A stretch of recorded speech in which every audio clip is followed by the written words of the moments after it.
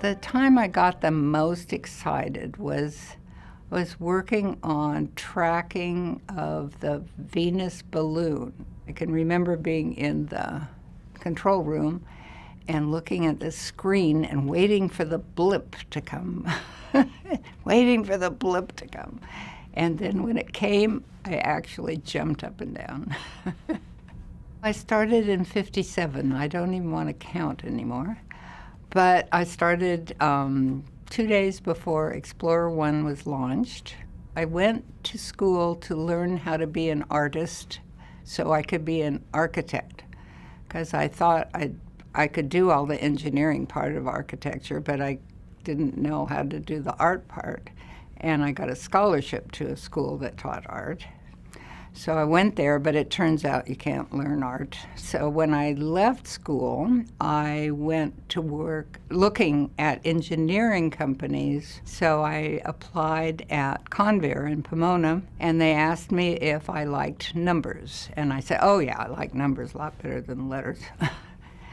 And so they put me to work as a computer with one other woman. She and I did all of I don't know about all of it, but most of the computing for these engineers, just by hand on the Frieden calculator.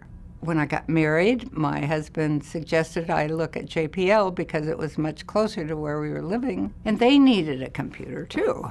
The engineer would write out an equation and say what the parameters were that you would try to solve for. And you'd have a sheet of paper like this with columns and rows, and you would write out across the top the steps you would use with these numbers to come up with the last answers. It was not just arithmetic, it was math, and it was programming, but we didn't call it that. So then when I had to start programming, it was easy. Currently, I'm doing the testing for a new subsystem that goes into the Deep Space Network, and it's going to be a new array, meaning that they take all the antennas, or just two of them, and listen to the same spacecraft, and we combine the signals to make it stronger. The stuff we work on is so unusual and so special, and it's being an explorer and a treasure hunter, and